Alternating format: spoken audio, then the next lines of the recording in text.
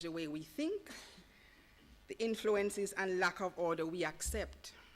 Yes, we accept it, all of us. All of us are part of the problem. Studies have shown that countries with respect for law and order grow at a faster rate than those which we do not. It is simple but effective measures such as ordering our transportation system, which I'm so happy to see and take this opportunity to congratulate the JUTC in making commendable progress. We also need to introduce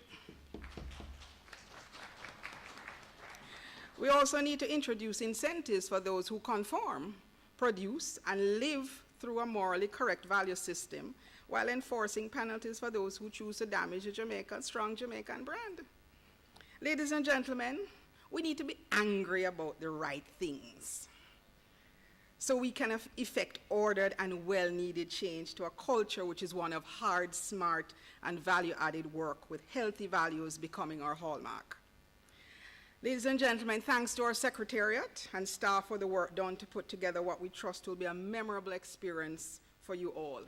We are indebted to our sponsors, the RGR Communications Group, Heart Trust NTA, GAP, Caledonia Outdoor Advertising, Jamaica Broilers Group, Digicel, ATL Automotive, Audi, JPS, Jamaica Observer, Visual Tech Solutions, Monographic Printers, Intelligent Multimedia, Docutech, NHT, and the Jamaica Pegasus for their support. And to you, the participants, the organizations who have invested in you and they've chosen to send you, and of course the media for choosing to attend. If there's any way in which we can enhance the quality of your experience while attending the conference, please let us know. Thank you very much.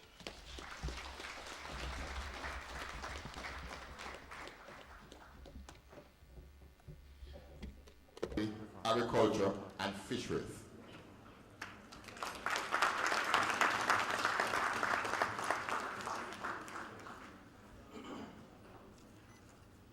Thank you very much, Major Lloyd.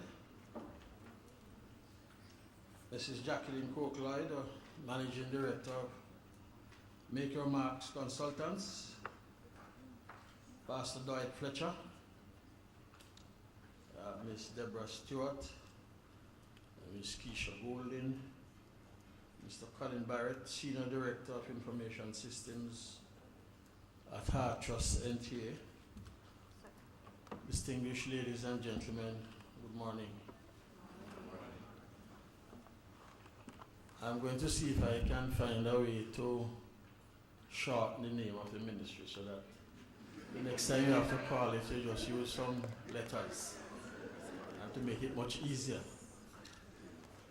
I'm really delighted to be here this morning to share in the occasion of the opening of the 6th Middle Managers Conference hosted by the dynamic team of Make Your Marks. And I really think they deserve a round of applause for carrying this out.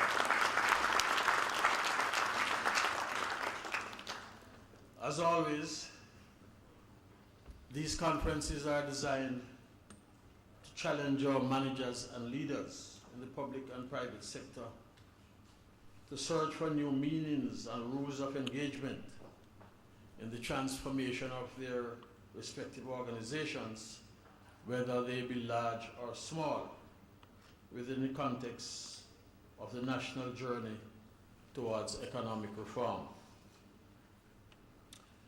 Ladies and gentlemen, as Minister with portfolio responsibilities for labor and social security, and laterally agriculture and fisheries, I'm really very pleased this morning because I believe the middle managers, like yourselves, have the motivating power within your grasp to collaborate with government in pursuing the declared national growth agenda. Such a partnership is of more than past in importance, given the context of the new round of comprehensive economic reforms being undertaken by the government against the backdrop of what was once a sluggish experience with recovery. In other words, as a member of the executive branch of government, I'm here this morning because I firmly believe that the managers and leaders of private and public sector bodies gathered here are indeed powerful players in the overall destiny of the country. It is my thesis, therefore, ladies and gentlemen, that like the government, you have a moral duty to face accountability to the society by demonstrating that you have a vested interest in both the qualitative and quantitative improvement and development of this beautiful country of ours. Much of what the current administration is preoccupied in doing in terms of pursuing policies and programs for economic reform is designed to build self-esteem and social confidence among the citizens of Jamaica, who are, after all, the main producers of wealth and the real engine of growth. So my purpose this morning is to convey the message to this conference that despite the challenges we continue to face, there is no scope for pessimism in Jamaica today. Pessimism and cynicism are deterrent to good sound judgment.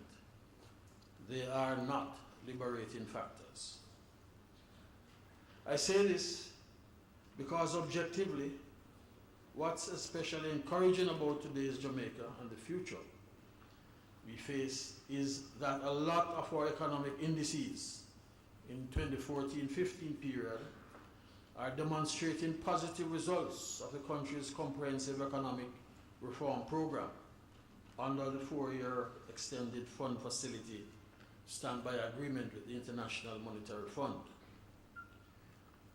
The essence, Mr. Chairman, in essence, the journey of economic reform in Jamaica in the first decade and a half of the 21st century has started, which means that the opportunity now exists for all Jamaicans to join in the transformation of the economy and the society. I invite you, therefore, ladies and gentlemen, to take note of the following. The economy, at long last, is growing at a rate of 1.5%, setting the stage for the new generation of confidence in the ability of the economy to achieve further levels of growth and stability. Jamaica's business and consumer confidence is at an all-time high, with 65% of firms reporting that it is a good time to expand their productivity capacity to take advantage of future economic opportunities. Investment plans have surged 10% higher than the prior peak of 55% set in the second quarter of 2014. Inflation is beginning to trend downward from 9.3% in January of last year to 5.3% in January of this year. Last year, we were able to reduce our food import bill by some 5 billion Jamaica dollars, or just 4.5% over the corresponding period of 2013. The government is striving for growth and has achieved a near balanced budget for the current fiscal year. The country has achieved a debt to GDP ratio that is trending downward. The current deficit has over 3 years declined from 13% of GDP to now low single digits.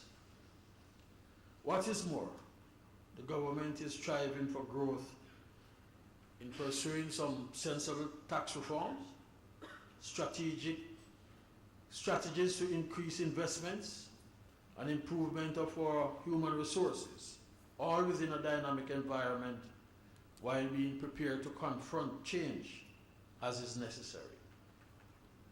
So now let me hasten to say that the overall satisfactory economic operations in 2014 does not automatically imply, nor am I implying, that Jamaica's task of economic growth and development in 2015-16 and beyond will be an easy task.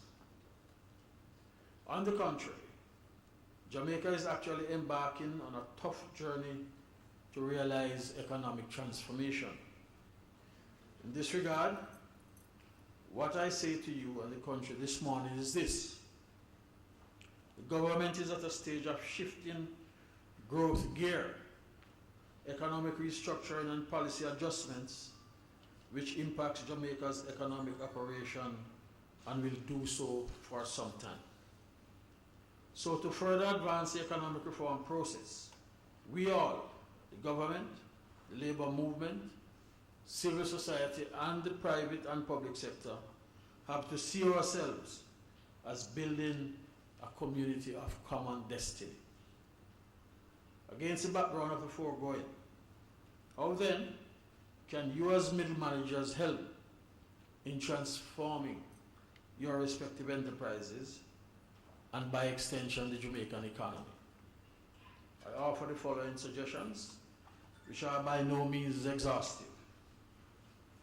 You need to encourage your respective enterprises or institutions and organizations to invest in innovation, research and development in the new areas of industry, technology.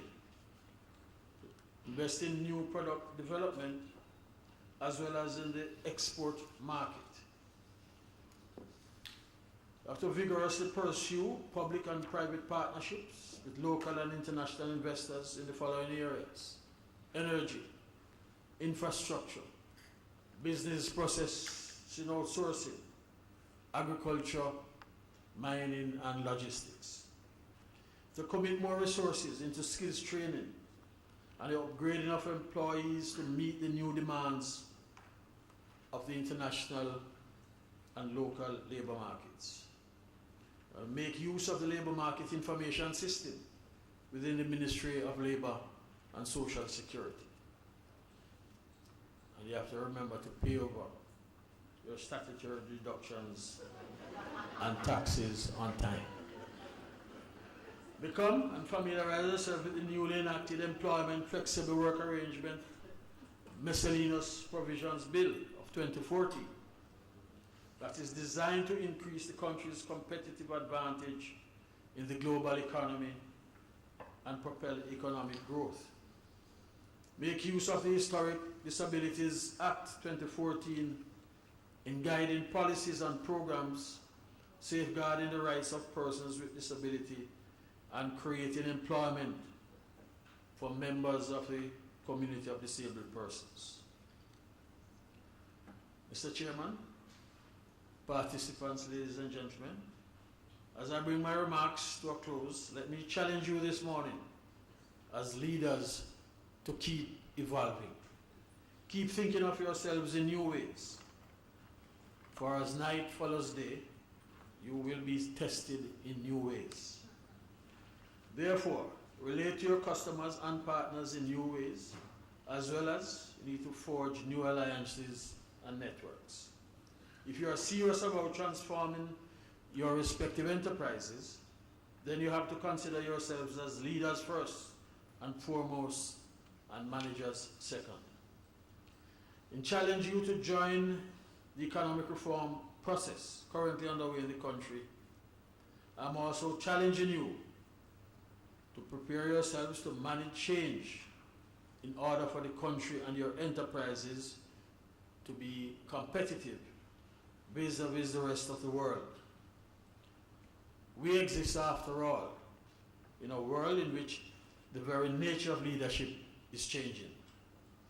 Thank you, Mr. Chairman, ladies and gentlemen, for your kind attention. It has been a tremendous pleasure being here this morning with you.